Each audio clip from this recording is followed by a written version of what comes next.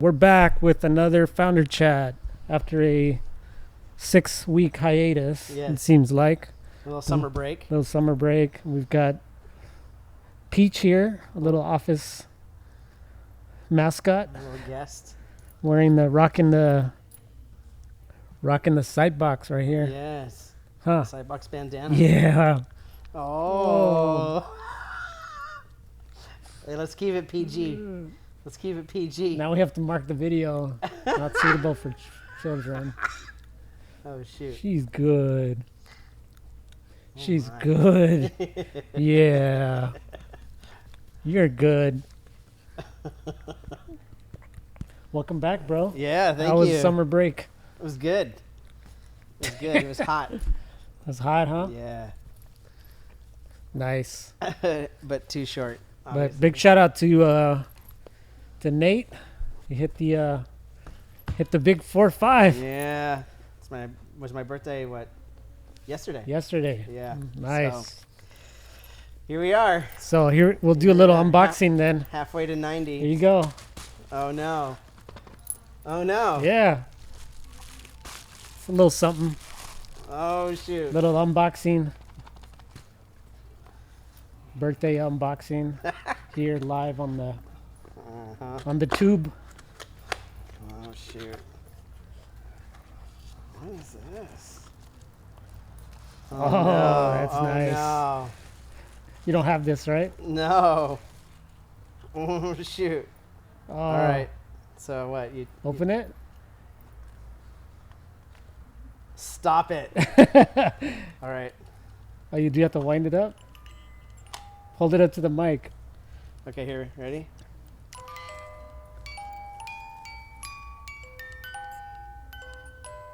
Am I doing it the right way? I don't know. It's right, right? Like a Jack in the Box.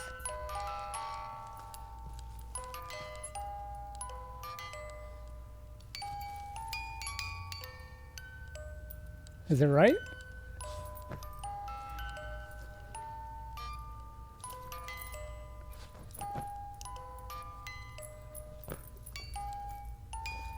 I'm having a hard time hearing it, but Is I'm it? sure it's in there.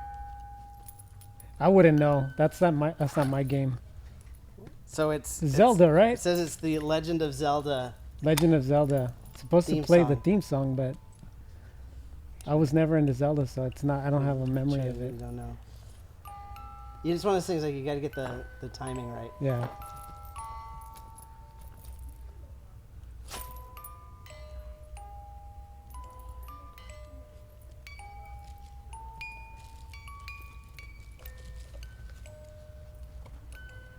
Unless they put the wrong one in there.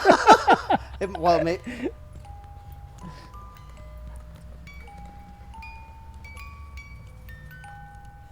you know what? Hold on. It's the timing, right?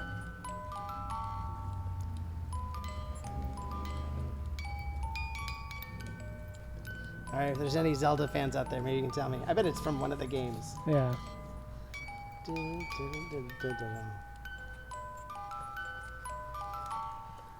It's probably the old school, right?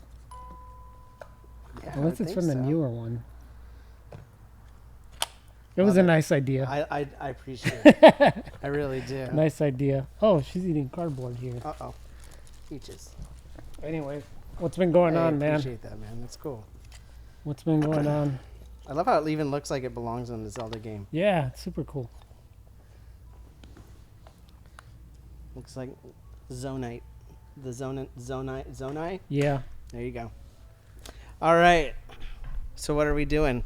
Well, big news. I'm going to go into the Which one? latest development. So we're starting an accelerator. Yes, that is right. We'll We'll put a link here. Yep. It's on our website now. Sightbox.co, right on the front. Yep. Just hit the accelerator. So the plan with the accelerator is we want to bring in early stage startups. So earlier than the clients we typically have. Mhm. A lot of the clients we have now are, they've passed their Series A, so they're kind of in a growth stage. We want to get into sort of that earlier stage. And we have some connections with some institutional investments, and some AI startups. So we're trying to Yeah. put these two things together, mix a little branding inside Sure. that, and then sort of make these startups look like $1 billion. Yeah, and we're starting small. We're gonna pick 3 companies for Yeah. Q4, and so yeah, if you're in AI, Web3, Or know someone yeah, that's got a startup. that's kind of the lane we're picking for now. And yeah, I mean, on our application right now, I think we have over 20, I think, Yeah, I'd say close to applicants 30. already. Yeah, Yeah. So and some of them are we've shortlisted a few already that look Mhm. pretty promising, and so it's really cool. It's exciting, and if we can pull this off, I think there's an opportunity for us to start a fund potentially sometime next year. Um, but if more than anything, just continue the program if it's successful, Yeah. and it pays off, yeah. which you know, our thesis is that it will. That having put them through our brand marketing program and through our exercise, that they'll be more investable, right? And so, right? She's in love with you. Here, hold the little chew thing. Peaches, look. Look what Uncle Charlie has. Look what Uncle Charlie has. Yeah. Oh, there it is. Yeah, in fact, if you look back, so this was, I would say, 4 or 5 years ago, when we sort of made the decision to get into startups. We sort of did what everyone thought we would do, which is go after early stage startups. Yeah. And we realized they don't have any money. Mm-hmm. But man, it was fun. You remember that? Yeah, it was. Oh, it was a blast. It was fun. And so, I'm really looking forward to having a little more of that sort of excitement with some of these clients and some of these startups, and hopefully make them clients. Right? That's Yeah. sort of the idea. And we want to be super hands-on too, and that's where I think what's exciting about it for us is that we like being hands-on, but it's always an issue of money, Hey, right? Seuss. Is anyone over there? No, they're in a meeting. Bud, Come here. Sienna, can you come grab Peach? You want to say something? You want to say hello? Oh. We're in the middle of a podcast, and there's thousands of people watching right now, and she is she is she is a distraction right there now. we go. There we go. Thank you. Oh, there we go. Some people just can't take the limelight. No, it's a little too much. But They can't take the fame. no, it's too much. But yeah, it's like being super hands-on. Essentially, especially the initial companies, I think they'll really benefit from having us Yes. be like almost like co-founders in a sense, Yeah. right? Yeah. Which is super valuable. Like clients right now, you know, they're already past that point, and Mm-hmm. so we really our influence is there, but not at that ground level, and Right. that's I think where we thrive quite a bit, Yeah. and so it's Yeah. exciting. We have some, I would say, sort of an unfair advantage when it comes to those Mm-hmm. kind of companies. So yeah, I'm really excited to use the tools that we have as an agency to kind of propel them, especially with AI. That's something we're really sort of passionate about. Yeah, And so I think finding stuff that really falls into that. So it's even, as we look at these startups, we'll obviously make decisions based on what we're looking for, but hopefully we'll also get a good group that can work together as well. Because one of the things that was really, valuable to us in the startup, the accelerator we went through, was having those other startups around us. So we got to kind of make some friends in the process, but also sort of, help each other out, a little bit of emotional support, because it's a crazy ride. yeah, So- definitely. And it can be kind of lonely out there. Very So, lonely. Yeah. So this should be interesting. I'm really looking forward to it. And we're even looking at expanding then into Austin Yeah. as part of it. So 100%. if Yeah. you're in Austin, for sure. Yeah, definitely hit us up. We're looking at some spaces right now and downtown. Austin. Yeah. And so we had a meetup a few weeks ago, Mm-hmm. 2 weeks ago in Austin, first ever. And we said, well, let's see what happens. You know, we'll do it downtown at the Capitol Factory with some friends. And so Vince and Gabriel, shout out Vince from Veracode and Gabriel from Very, who is a Capitol Factory partner, Mm-hmm. set us up with a sick like room. Mm-hmm. It fits about 200 people. We had about 115 RSVP, Mm-hmm. which was great. About 70 showed up. It was popping. Yeah. The demos from 5 startups. Mm-hmm. Demos were great. We had to kick people out. Like it was popping. Like it was 3 hours we Mhm. had for the space, and it just kept going. Dang. And so we had to literally tell people like, sorry, like yeah, kick them out. gotta go. And so that's a good sign. You know, Yeah, it's it a is. great sign. Met some great folks. Had some meetings as well, offsite. Mhm. Outside of that are looking pretty promising as far as us being there in Austin, which we've always, since 2017 when we Yeah, launched our startup, we knew we needed to be there, and right. it's good to see. It's definitely a slower growth out there than out here, but I mean, I always think of LA, right? Yeah. We've been trying to tap into LA for years, right? Yeah, And yeah, it just seems like the growth is just like it's so incremental, right? And then everything now is sort of distributed, right? So Yeah. it's like LA is not really a hub anymore. Right. I mean, you can argue Silicon Valley isn't either, even though AI is bringing a lot of the talent, Yeah. You Right. need San Francisco. San Francisco Yeah. specifically, but Yeah. it really doesn't matter as much. Mm-mm. But Austin, for whatever reason, especially right now, man, that community is like tight, like knit tight. And Mhm. so I feel like just having a presence there Mm-hmm. will open up doors versus like, oh, you guys are the guys from California, you know? Mm-hmm. Because I really think that there's a lot we can do there. And there's Yeah. a lot of great people and Yeah. startups out there. Yeah. And I mean, just even, I love how, I mean, even as we're like looking at some of these places, I forget how everything happens in downtown Austin. Yeah. Like, it's just like right there. You know what I mean? And so it's very different than like here, right? Oh yeah. I mean, even San Francisco, right? We go to we've been to quite a few of these meetups, right? And it's downtown, literally downtown, but downtown is so huge, Yes. right? And we're like a block from Twitter, you know, the last event we Mhm. went to, and it's just a ghost town. It's a ghost town. There's nobody out there. no. You know what I mean? And so it's No. very strange. Like people have to travel To downtown. to get to downtown, struggle with all that mess, Mhm. the parking, the traffic, and then leave. and then take off. Right.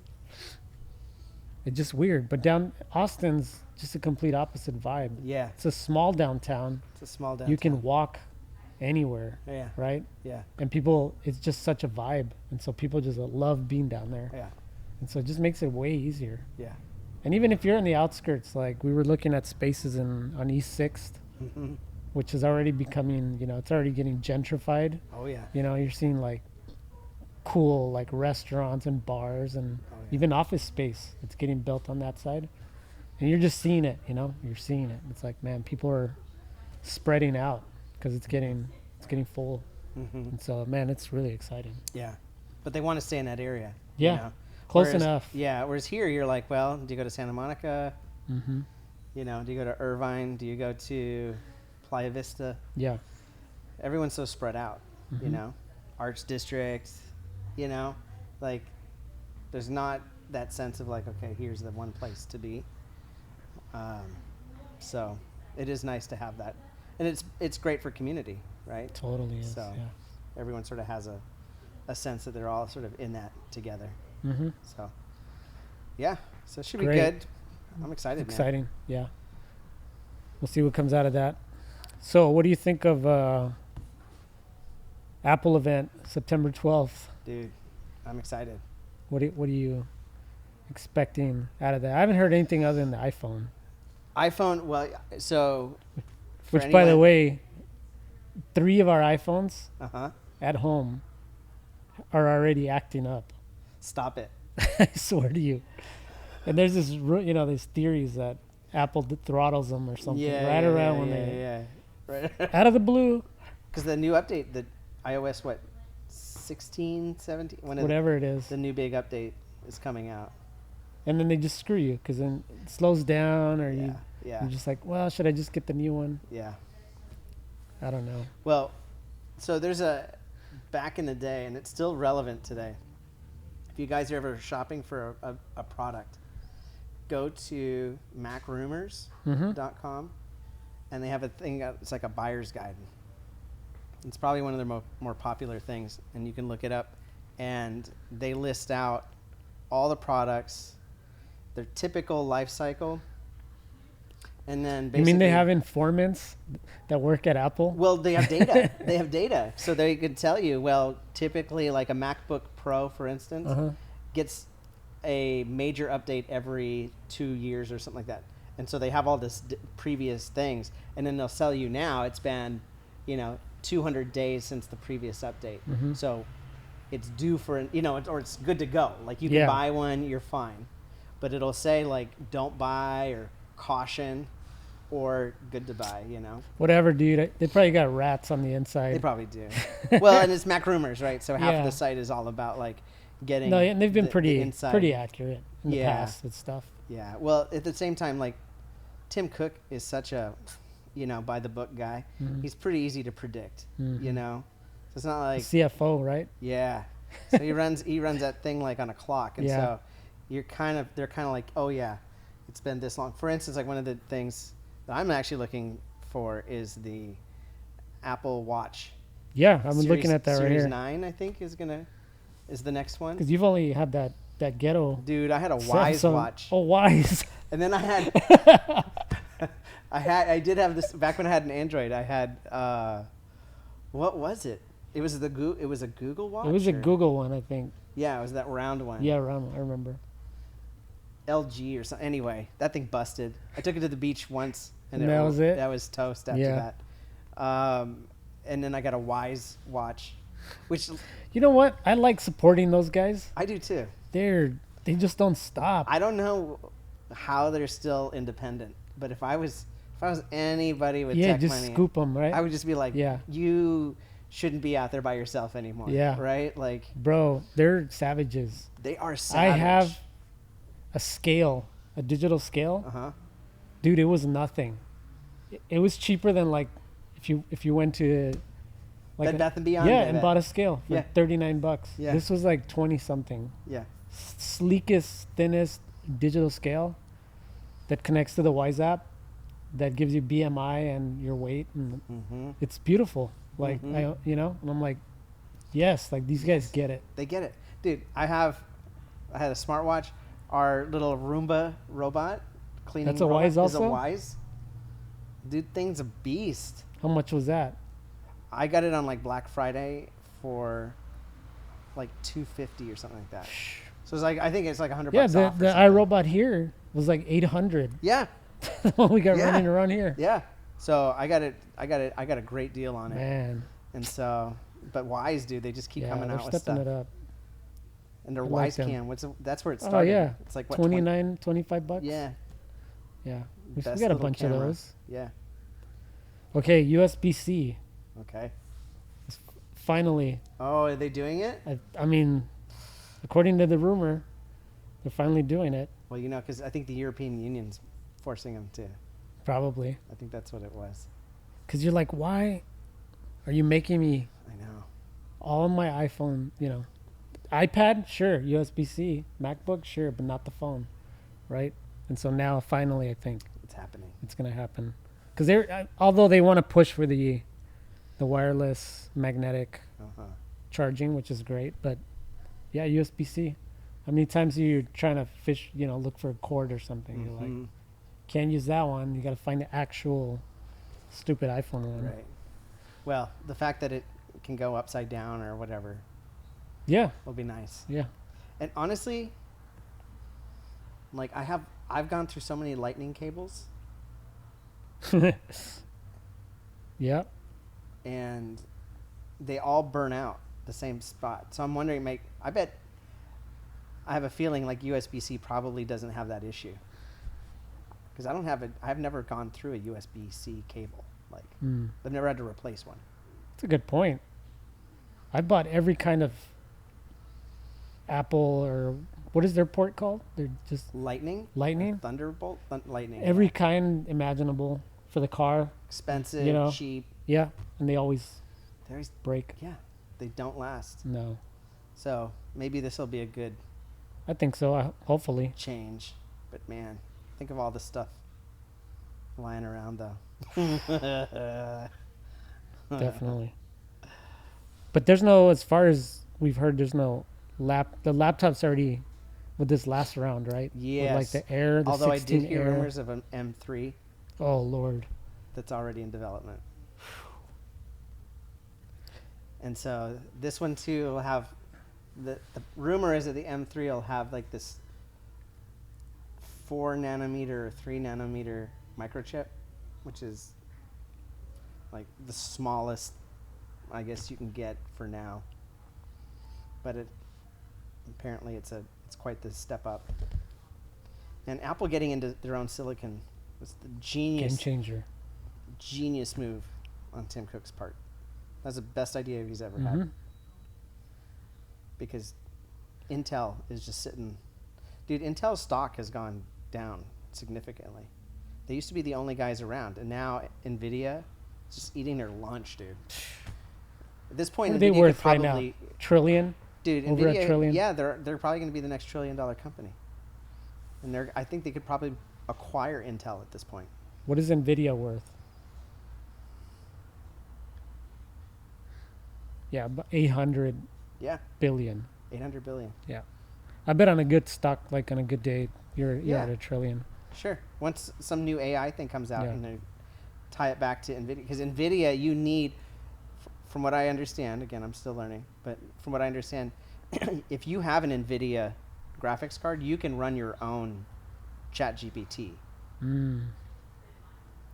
but you need something with like that has the capacity to do that, like as a GPU. But how are they only ones? How are they the only ones? I don't know.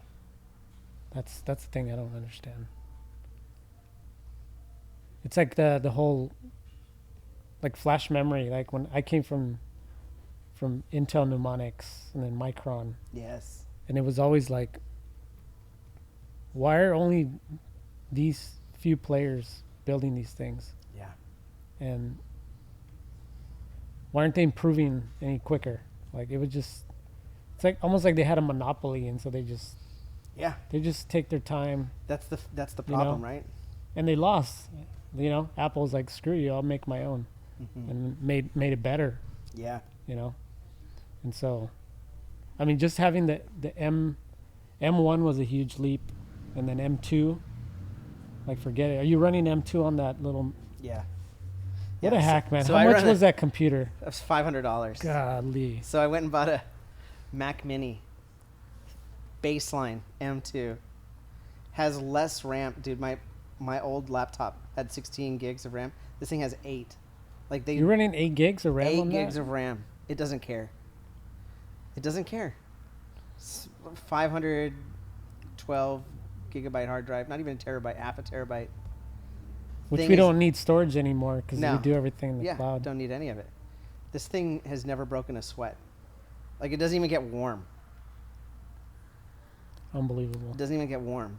Dude, I remember when Apple came out with they announced the studio, The big the fatter the one. thicky. Yeah. I was like, oh, that's what I gotta get. Dude, I would have wasted. That would have just been an Thousands for nothing. absolute waste. Thousands. Wasted on me. Mm-hmm. Even though I'm like, that's what I want. I'm gonna be a power user. Yeah. But I don't do any. No. Power it's the using. heaviest thing you do is Figma Yeah. or Chrome browsing. Yes, dude. You know? Still. Yeah. Chrome I browsing. see Chrome to crush it. That's it. I want to have all my tabs Yes. open. Here's the thing, just so you guys know too. Like, I run the web app stuff, so all the apps. Dude, I I'm use, a web app whore now. except Figma. I still use the Figma app, Same. but outside of that, like, I just download the web app. Yeah. Spotify, Asana keeps asking me to download the app. I'm like, why would I do that? Why would I ever do that? So all the apps are web apps for me. I do too. It's great. It's so great. They're so lightweight. They're always up to date. It just makes a lot of sense. Yeah. Dude, I noticed when you loaded Staccato, did you see it? It showed as a download as a web app. Automatically? Yeah. Did you put that in there? No.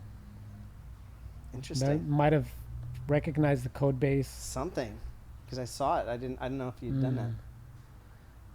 I have it downloaded as a web app, Yeah, me too. but I I didn't do anything extra. I didn't add. Yeah. Yeah. Interesting. Probably Chrome just recognizes See, that it's that's a web app. What's so funny, bro, is I remember when we were working on Tap That App, like there were people who were like, web apps are the future. I remember. And those guys couldn't get any recognition. No, none, man. Dude, nobody was like, everyone was like, shh, well, that's dumb. Yeah. How boring. And now, essentially. Now nobody wants to download anything. No one wants to download anything. And so now it's like this idea of like, I'm still waiting. I mean, like I said, like my Mac Mini is essentially a Chromebook. It's essentially Okay, we're going to say this for the 1000th time. This is 2023. We've been talking about this for 8 years straight. When is somebody going to invent a terminal? Yes. Where's the Apple Chromebook thing? I want a little key HDMI, right? Yep. Little thing that I want to plug into my nice 4K monitor that connects to super Wi-Fi. Right.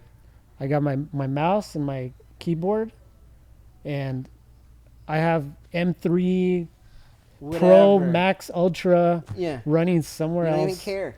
All my stuff's in the cloud. Yeah. That's what I want. Yeah. I want to pay a subscription for that. Log into your Apple ID, your iCloud. Boom, there's your virtual terminal. Yeah. And if I'm on the go, my MacBook Air, same thing, but sell it for $500 instead of $1,200. Right. Because I don't need any of the computing power in the actual MacBook. Minimal.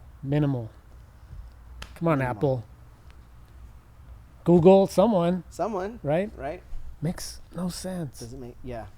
Well, it's interesting because Safari, the new version of Safari, has this all new like web app support.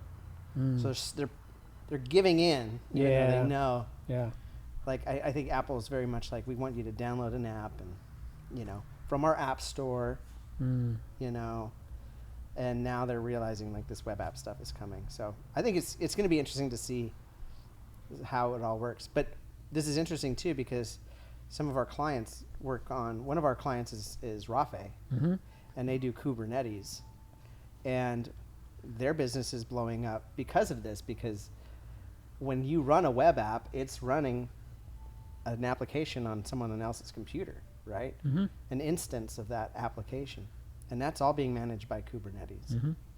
So that's really going to be the future. Yeah, all this remote stuff. So cloud stuff is now getting to the point where it's not just cloud storage, it's cloud computing, and Kubernetes are letting people do it. So so there's really, I mean, even look at ChatGPT. Like, you type in a sentence, hit return. I don't know what that's running on, but I'm sure it's on a boatload of GPUs somewhere that would never run on my laptop or my small computer, and it shouldn't, right? And so at what point too, AI might even sort of change the game on computing, because it'll be like, why would you're not gonna be able to run that locally, and why would you want to anyway? Like, it's sort of a dumb scenario. Like, there's no need, because it's just